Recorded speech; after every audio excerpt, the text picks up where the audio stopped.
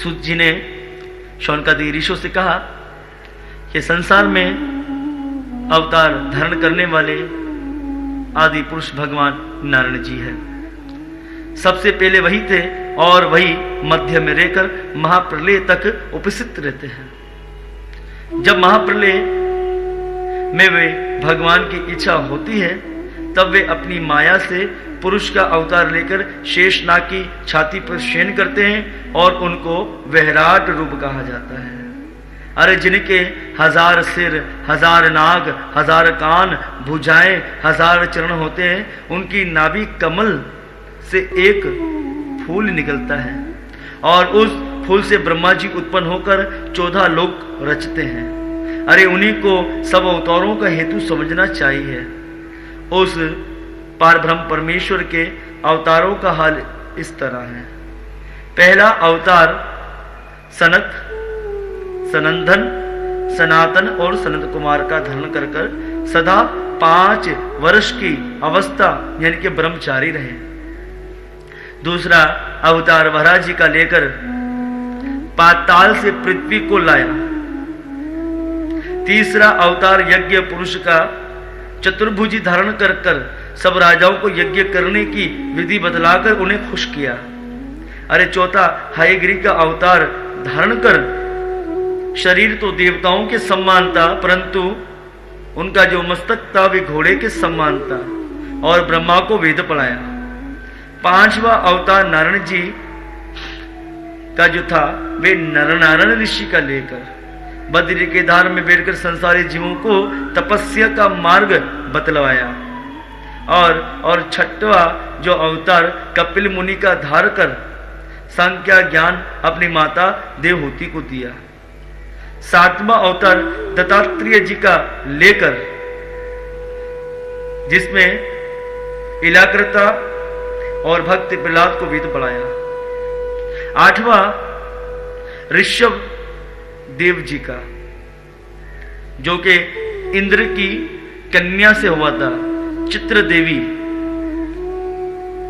भगवान ने त्याग का मार्ग बतलाया। और भगवान ने 9वां अवतार पृथु महाराज जी का लिया जिसमें गौ रूपी पृथ्वी से दूध के तौर पर समस्त वनस्पतियों को भगवान ने निकाला। और यह अवतार भगवान का वीणा जो था उनके शरीर मथन करने से हुआ था। 10वां मत्स्य अवतार लेकर राजा सत्यव्रत को संपत ऋषि सहित नौका पर बिठलाकर ज्ञान उपदेश दिया और उसे अपनी माया दिखलाई। 11वां कच्छप अवतार लेकर समुद्र मथन के समय मंदराचल पर्वत अपनी पीठ पर धारण किया। और 12वां अवतार धंतरिक का लेकर अमृत कलश हाथ में लिए समुद्र से बाहर निकले।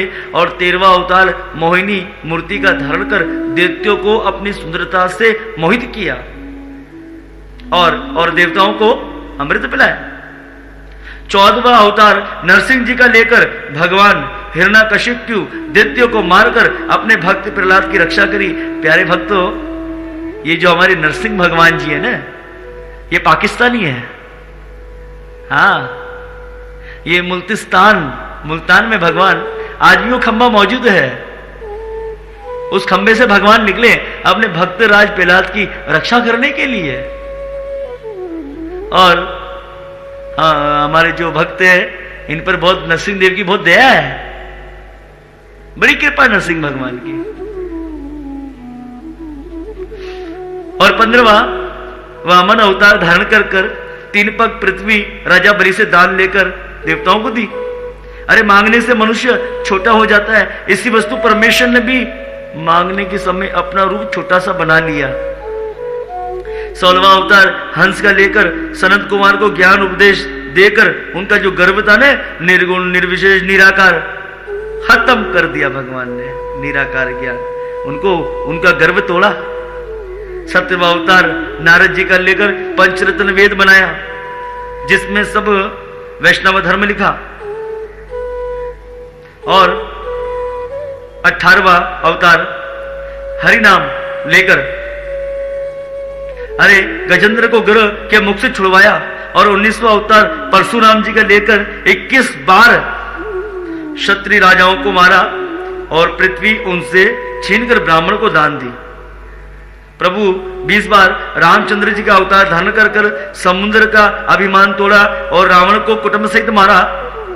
वे 21वां वेदम व्यास जी का अवतार लेकर सब वेदों का भाग कर कर 18 पुराण बनाए और महाभारत बनाया।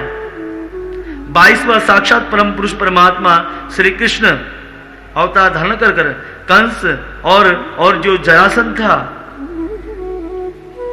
शिशुपाल था, इनको मारकर पृथ्वी का बोझ हल्का किया। और श्रीमद् भगवद गीता अपने मुखार बिंदु से रणभूमि में, ये जो कलियुगी जीव है इनके लिए भगवान ने प्रकट करी भगवद गीता अपने मुखार बिंदु, श्रीमद् भगवद गीता यथान रूप। और प्रभु पूरी कला से परिपूर्ण थे। अरे भगवान ने 23वां अवतार बुद्ध लेने का कारण यह था, 23वां अवतार भगवान का बुद्ध हुआ। जब दैत्य लोगों ने शुक्राचार्य अपने पुरोहित से पूछा, सदा देवता इंद्रहासन का राज्य करते हैं, कोई ऐसा उपाय बताओ जिसमें हमारा राज्य सदा बना रहे। शुक्राचार्य जी ने कहा कि यज्ञ से देवताओं का राज्य रहता है, सो तुम लोग भी यज्ञ करो। जब दैत्यों ने शुक्राचार्य की बात मानकर यज्ञ करना आरंभ किया, तब देवता लोग घबराकर भगवान नारायण जी के पास गए और बहुत सी स्तुति कर कर हाथ जोड़कर बोले, हे दीनदयाल भगवान वेंकुटनाथ, दैत्य लोग इसी तरह हमसे बलवान हैं, तब यज्ञ करेंगे और बलवान हो जाएंगे, तब हमारा क्या होगा। इसलिए आप हम पर अपनी कृपा कीजिए। यह वचन सुनते ही आदि पुरुष भगवान ने बुद्ध अवतार धारण कर जहां पर असुर लोग यज्ञ कर रहे थे उस सत्र पर भगवान गए। अब जैसे ही भगवान वहां गए तो दैत्य ने उनको देखते ही बड़ा आदर भाव से पूछा, स्वामी जी आपके हाथ में ये क्या वस्तु है, चामर क्यों रखते हैं आप। भगवान बुद्ध ने कहा, देखो जिस जगह मनुष्य बैठता है वहां छोटे छोटे जीव दबकर मर जाते हैं, सो हमने व्रत ले रखा है कि हम उस जगह को चामर से साफ करते हैं, तब जाकर वहां बैठते हैं। फिर दैत्यों ने उनसे दूसरा प्रश्न किया कि स्वामी जी आपके ये कपड़े इतने मैले क्यों हैं। भगवान बुद्ध ने कहा कि देखो भाई, कपड़े धोने से भी सूक्ष्म सूक्ष्म जो कीटाणु जो मर जाते हैं, इसलिए हमने व्रत ले रखा है, हम कपड़े भी ना धोएंगे। ये बात सुनती दैत्यों को मोह प्राप्त हो गया और उनका मन यज्ञ से फिर गया। तब उन्होंने आपस में कहा कि यज्ञ करने से जीव हत्या होगी तो यज्ञ करना हमारे लिए निष्फल होगा, इसमें और अधिक पाप लगेगा। ये बात समझकर दैत्यों ने परमेश्वर की इच्छा से यज्ञ करना बंद किया। तब उनका धर्म बल जाता रहा और देवता लोग उनसे बलवान हो गए। और कलयुग के अंत में भगवान का जो 24 अवतार होगा, वे विष्णु यक्ष नाम के ब्राह्मण के यहां भगवान कल की अवतार धारण करेंगे। संध्या के समय भगवान आएंगे घोड़े पे सवार और अधर्मी लोगों को मारकर सतयुग की स्थापना करेंगे। प्यारे भक्तों, श्रीमद् भगवद गीता में भगवान कृष्ण कहते हैं कि यथा यथा ही धर्मस्य ग्लान भवति भारत अभ्युत्थानम अधर्मस्यम तदात्मानं सृजाम्यहम् परित्रयणाम साधूनां विनाशायं दुष्टतम धर्म संस्थापनार्थायं संभवामि युगे युगे। ये जो शब्द आता है ग्लान भवति, इसका अर्थ होता है कि भगवान कभी और किसी वक्त भी आ जाते हैं।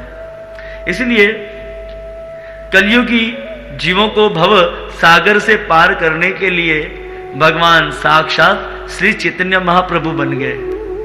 और आज हर गली में, हर घर में, पूरी दुनिया में केवल नाम मात्र कलयुग केवल नाम आधारा, हरि सुमिरन हरि कीर्तन सारा। तो श्री चैतन्य महाप्रभु ने भगवान के नाम संकीर्तन के विषय में बताया और यही उपदेश समस्त जीवों को दिया, नाम संकीर्तन की महिमा। और ये अवतार भगवान ने दुष्टों का नाश करने के लिए नहीं लिया, दुष्टों का भी उद्धार करने के लिए लिया। देखा, अरे नित्यानंदा महाप्रभु जब संगीत कीर्तन कर रहे थे उस समय जगाई मगाई दो भाई थे, उन्होंने नित्यानंदा महाप्रभु के सर को फाड़ दिया। रथ की धार भय चली। चैतन्य महाप्रभु आए, सुदर्शन चक्र नहीं था, आ गया। नित्यानंद महाप्रभु ने चरण पकड़ लिए। प्रभु आप तो लोगों का कल्याण करने आए हैं, मारने के लिए नहीं आए हैं।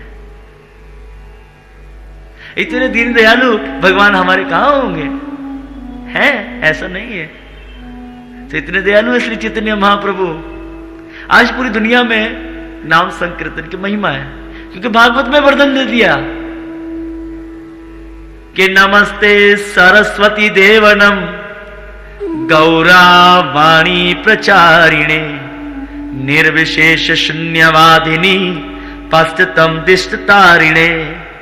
पाश्चात्य शून्यवादी लोगों से हरिनाम चलेगा। आज पूरी दुनिया में हरिनाम चल रहा है और ऐसे लोग मांसाहारी, मदिरा पीने वाले, स्त्री संग करने वाले सबको त्याग कर भगवान कृष्ण की शरण में आ गए हैं। भगवान श्री कृष्ण कहते हैं भगवत गीता में 18वें अध्याय के 67वें श्लोक में कि सर्व धर्मान परिजत मामे एकम शरणम भ्रजा अहम तवे पापे भयो मोक्षादिमा सुचा। समस्त धर्मों का परित्याग कर मेरी शरण में आ जाओ, सारे पापों से उद्धार कर दूंगा, डरो मत। तो हमारे चैतन्य महाप्रभु कितने दयालु हैं। आपको पता है कि कलिसंत्रोपनिषद के अंदर मंत्र बताया गया है, हरे राम राम राम हरे हरे, हरे कृष्ण कृष्ण कृष्ण हरे हरे। एक दिन चैतन्य महाप्रभु नगर कीर्तन करते हुए जा रहे थे तो राह में कुछ लोग सफाई कर रहे थे, साफ सफाई कर रहे थे।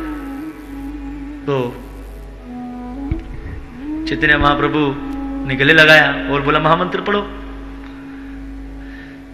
मगर जब चैतन्य महाप्रभु ने महामंत्र पढ़ने के लिए कहा तो कुछ ब्राह्मण लोग थे, उन्होंने चैतन्य महाप्रभु के बारे में जमात को पंचायत बिठा दी कि ये निमाय पंडित वेद का मंत्र लोगों को दे रहा है, शूद्र जाति में भी दे रहा है। तो जब महाप्रभु से पूछा गया तो महाप्रभु ने कहा कि मैंने तो कहा था कि हरे कृष्ण कृष्ण कृष्ण हरे हरे, हरे राम राम राम हरे हरे। तो ब्राह्मणों ने कहा कि ये तो उल्टा मंत्र निमाय पंडित सबको देता है, तो देने दो, कोई फायदा थोड़ी होगा, क्योंकि वेद का मंत्र नहीं है, ये उल्टा मंत्र देता है। आज पूरे विश्व में इस उल्टे मंत्र ने लोगों को सीधा कर दिया। श्री श्री राधा राधा कांतम भगवान की जय। तो ये दीनदयालु श्री चैतन्य महाप्रभु है जिन्होंने विशेष कृपा की। आज पूरे विश्व में हरिनाम का प्रचार हो रहा है। भगवान कृष्ण भक्ति हर जीव है, हर जीव। तो ये हमारे कलयुग के अवतार।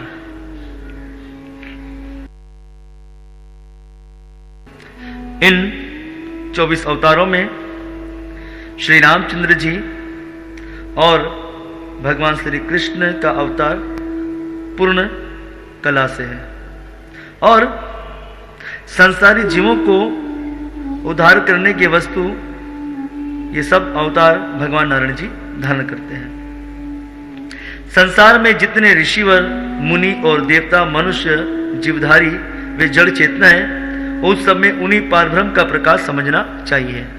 इसीलिए कोई उनके अवतारों की गिनती नहीं कर सकता। परमेश्वर अपनी माया से जगत को उत्पन्न करते हैं परंतु उसके बस में नहीं होते हैं। इसलिए संसारी जीव दुखी होने से कुछ दुख उनको नहीं पहुंचता। नारायण जी की लीला नाम चरित्र कोई नहीं जान सकता। वही मनुष्य उनको कुछ पहचान सकता है जो परमेश्वर के भजन में लिंग रहकर उनके सिवा दूसरे का भरोसा नहीं रखता हो। श्रीमद् भागवत में सब वेद का रस और परमेश्वर की लीला व्यास जी ने भव सागर पार उतारने संसारी जीवों को वर्णन किया और अपने पुत्र श्री सुखदेव जी को हरिद्वार में गंगा के किनारे ब्राह्मण और ऋषिवरों के बीच में बिठाकर पढ़ाया था। जब भगवान श्री कृष्ण द्वारिका से गोलोक वृंदावन को पधारे, उस समय धर्म का सूर्य डूबकर संसार में सब शुभ कर्म जाता रहा। तब व्यास जी ने इस भागवत को बनाकर धर्म रूपी सूर्य जागत में प्रकट किया। जिस समय वेदम व्यास ने यह कथा सुखदेव जी को पढ़ाई थी, उस समय हम भी वहां थे। सो गुरु की दया कृपा से हमको भी भागवत कथा याद हो गई। सो तुम लोग प्रेम पूर्वक चित्त लगाकर इस भागवत रूपी कथा को श्रवण करो।